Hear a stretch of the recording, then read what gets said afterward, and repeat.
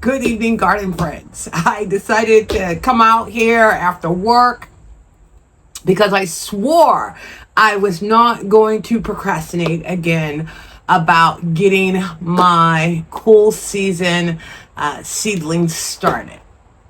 And one of the things that has motivated me is the inspiration from these two books.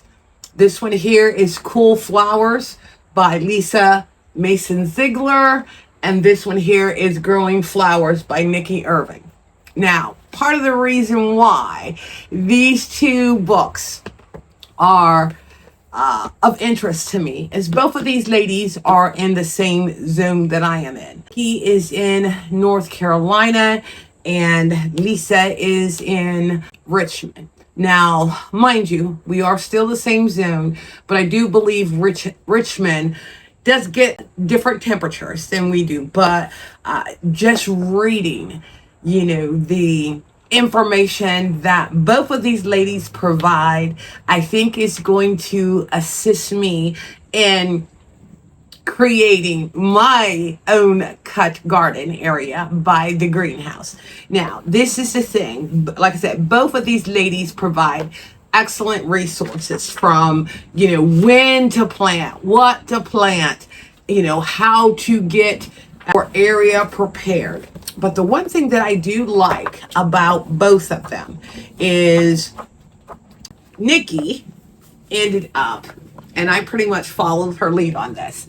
Okay, so she has like a sample crop planting spreadsheet, and a lot of the plants that she has on here, I am incorporating into my garden.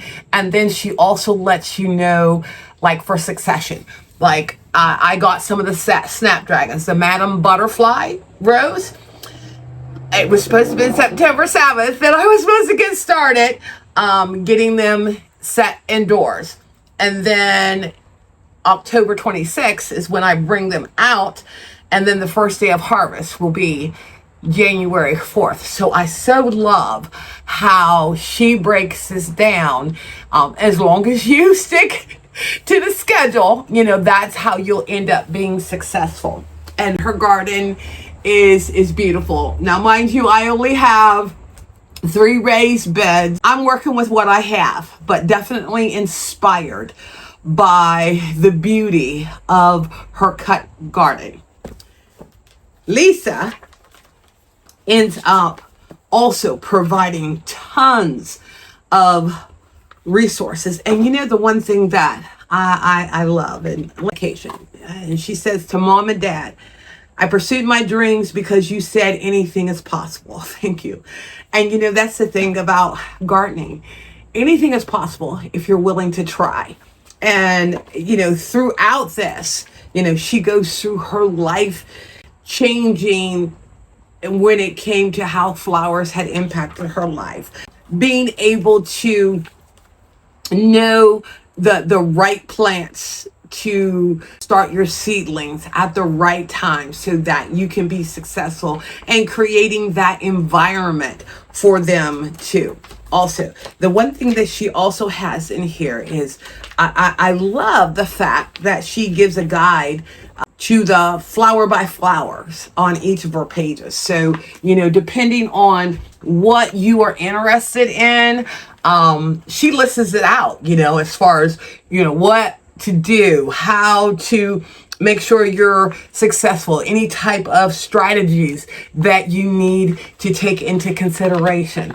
I will make sure that I put both of these books in the description, because this is the other thing that she does.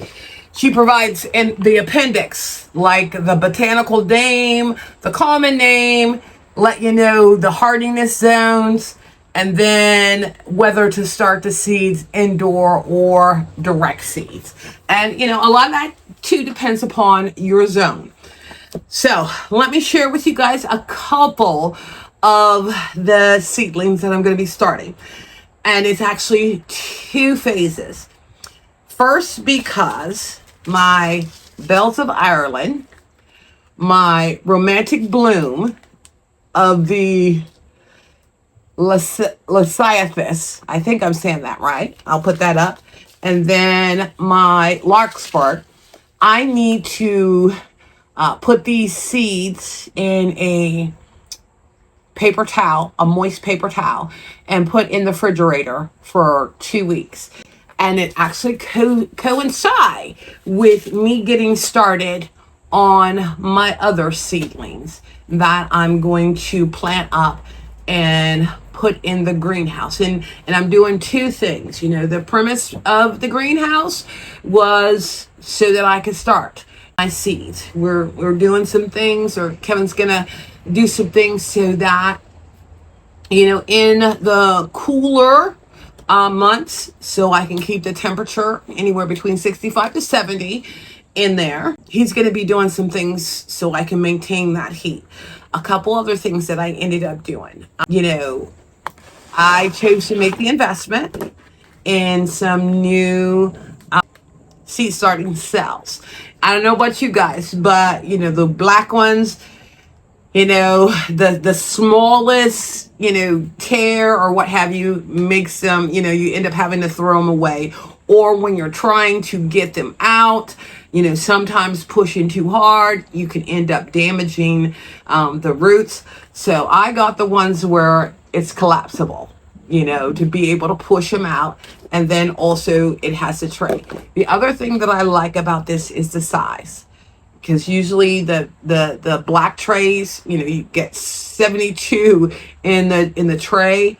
But I wanted to be able to have something, especially with me starting my cool season, enough room for their roots to really, really grow. So that was an investment that I ended up making. The other thing is I got a new soil tub. I had that one that was made out of that parachute. But I would find, you know, when I would want to mix water, it would get the counter all wet and stained and what have you. So I thought I'm going to go ahead and make that investment and get the soil tub. And I'll make sure I put those things up on the description. Now, the other thing, I have found that Jiffy seed starting mix is where I find my most success, because it has peat moss, it has coconut coil, and also vermiculite in it. So I'm excited to be able to use this again for my seed starting.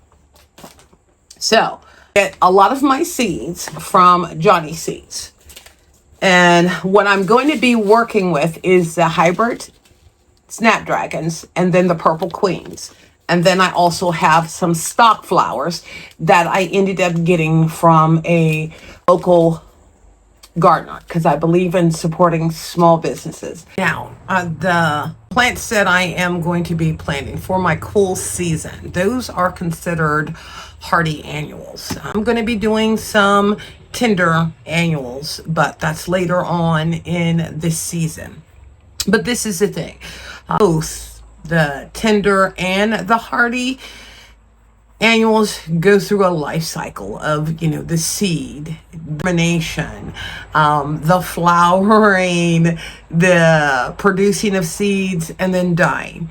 The one good thing about the hardy annuals is it will allow the plants to be able to be planted in cooler soil, can handle a little bit of frost. Now, the one thing that I do like about Johnny Seeds is they provide information for you, you know, so you know what to expect. So like for my hybrid Snapdragons, I have an 89% germination rate, and they tested it on May 2025. My purple queens, and I'm going to put the horticultural name up because I can't say it.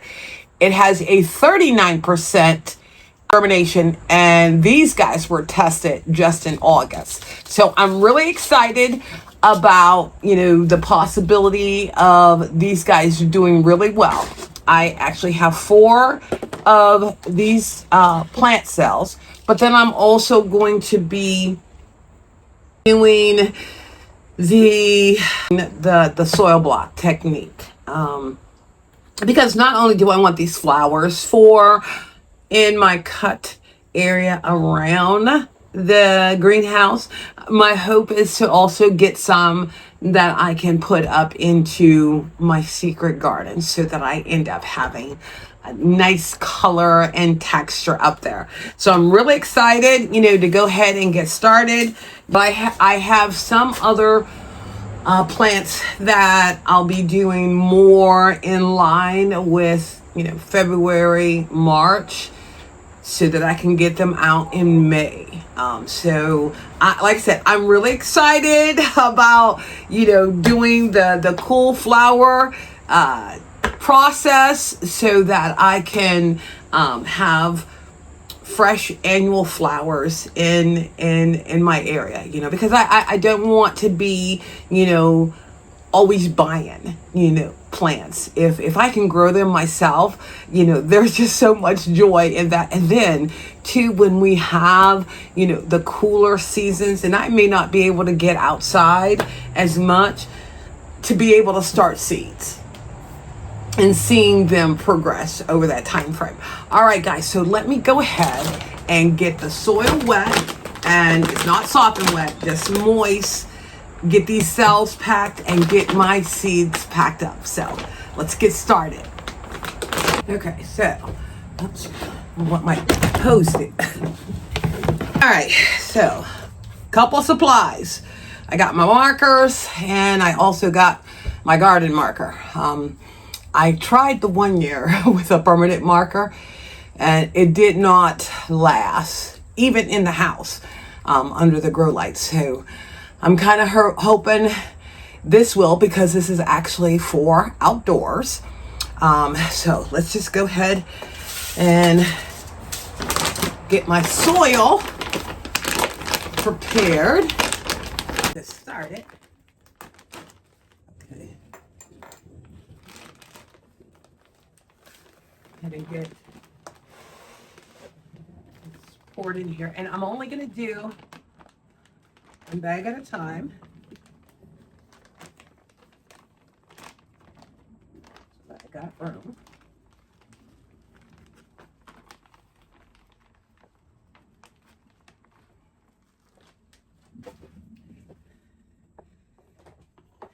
Suppose get this wet. This is so fluffy. Like I said, I'm not going to get it sopping wet, but I want it wet enough to where the soil will end up absorbing the water, and then it just be the consistency of like when you wash a dish towel and wring it out, that this is not dripping wet.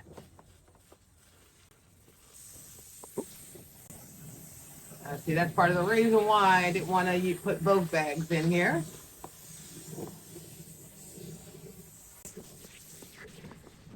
Let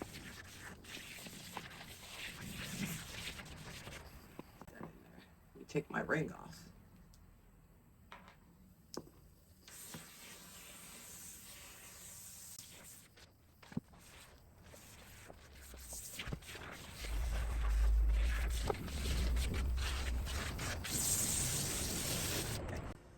Just get this mixed up just a little bit.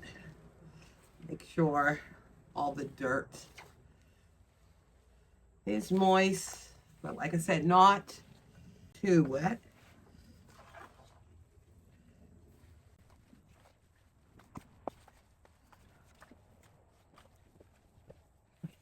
What I'm going to do, it's a little moist, but you know what I'm going to do? I'm going to just let this sit for a little bit and let the soil absorb the water. Oh, it's already doing it. I can feel it. It's losing the juiciness to it. And then it'll be really nice. Because like I said, I'm doing both the cell blockers or cell cubes and then the containers. And because I have a smaller area in regards to for my cut flowers, one of the things that I am trying to do is based off of what I plant that they are compatible. I don't want to be putting plants that require a lot of water mixed in with plants that don't. And what I mean by that is there are some perennials that I'm going to also be intertwining into this bed that once they become established, they don't require as much water. So I'm going to be very aware of that aspect. Oh yeah, everything is mixed up. It's not sopping wet. All right, so let's go ahead and get these cells. Now, because, a lot of times it's like, what is it, 6, that come in the little black or the other cells. 2, 4, 6, 8, 10, 12, 14, 16. So I got 16 here. So let's go ahead and get this filled in. And all I'm doing is scooping it up in there. And then I'll end up patting it down to get any air pockets out. And then if I have to add more on there, I will. And I actually want more to be added on for coverage. These guys.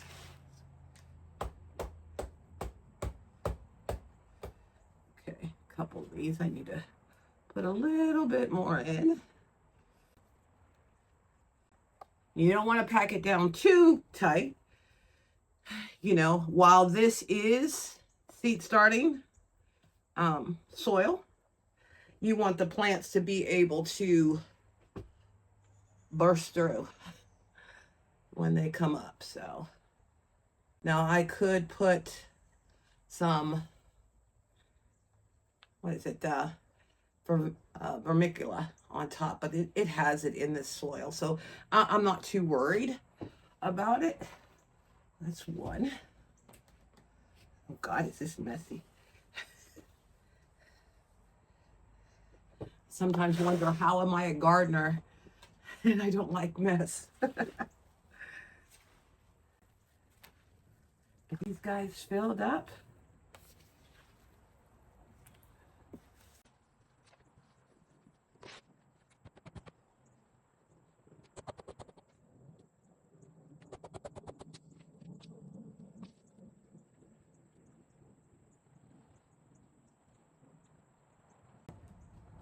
And I'll have to get my trays that I'm going to be doing the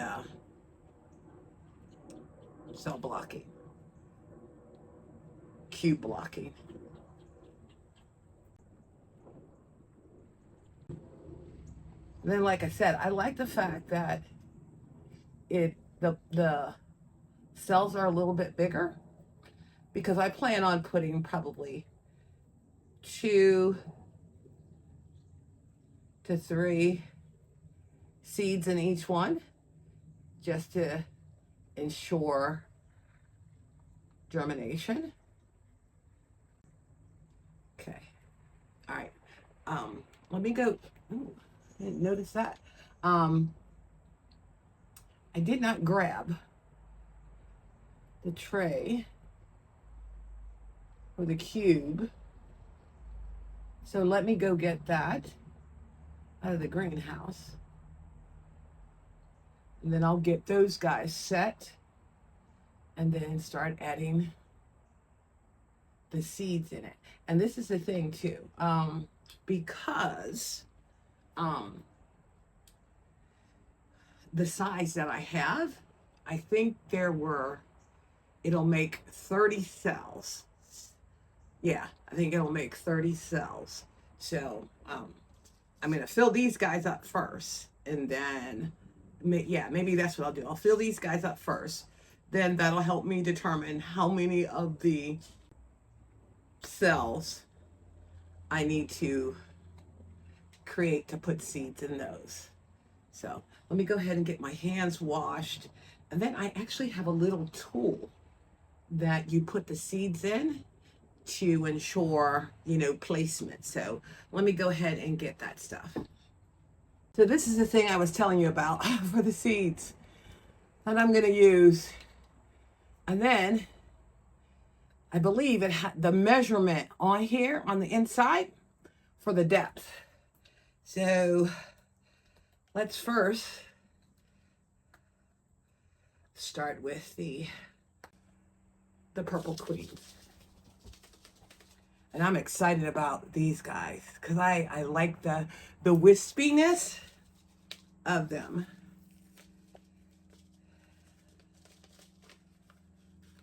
Oh yeah, these seeds are small and they're dark.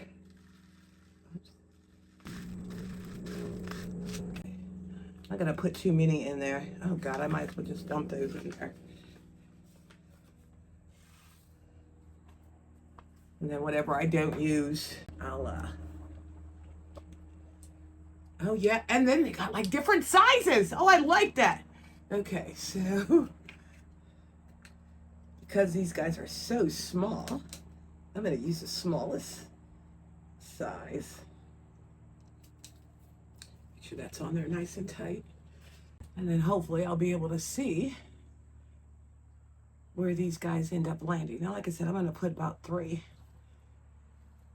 Let's see how many come out at a time. Oh,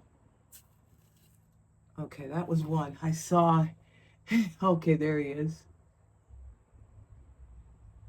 Let's see. Okay, yeah, those guys are coming out just a hair a little bit too fast. Yeah, maybe I better, oh no. Oh, if I shake them.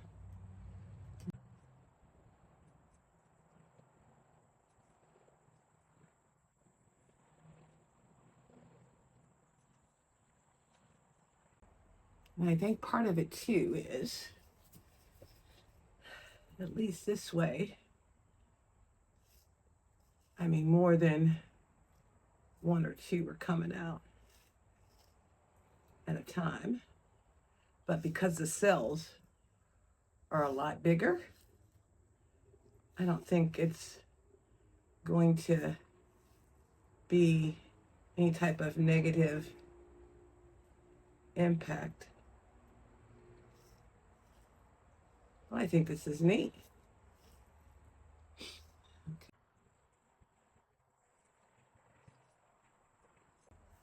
I'm going to save some of these because I do want to use some of them. Okay. And using this, and this has got 2, 3, 4, 5, got 20. So I'm going to use those. And I figure on my trays, go ahead and put those guys on. Now let's make sure the seeds have contact with the soil. And then I'm just going to put a light coat over top of it just to make sure the seeds are covered, because I really cannot see. Seeds landed. And hopefully I will end up having success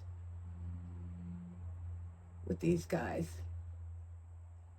And then the other thing that I like to, I mean, even with, if you go with the black trays, is a reservoir, to where, and as you can see at the bottom, it's going to be able to, suck in water.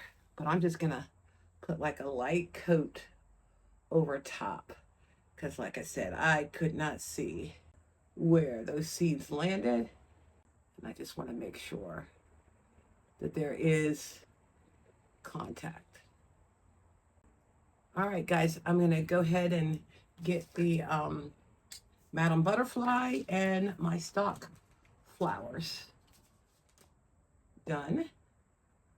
And then these guys will go on into into my greenhouse. I'll show you guys once I get them in the greenhouse, because it is, starting to get dark. And like I said, I came out here after work, so I'll show you when I'm done. Okay, so had no idea that Snapdragon seeds were so tiny. Even me using the smallest end of this, they were coming out too fast. So we're gonna see how these Snapdragons do. And then I got my stock flowers here, my purple queens, and then this is another Snapdragon. It's called Ford Hook Tall Mixed Colors. I'll put a photo of each of these up. Let's see how these guys do. Like I said, I am going to be planting my Bells of Ireland,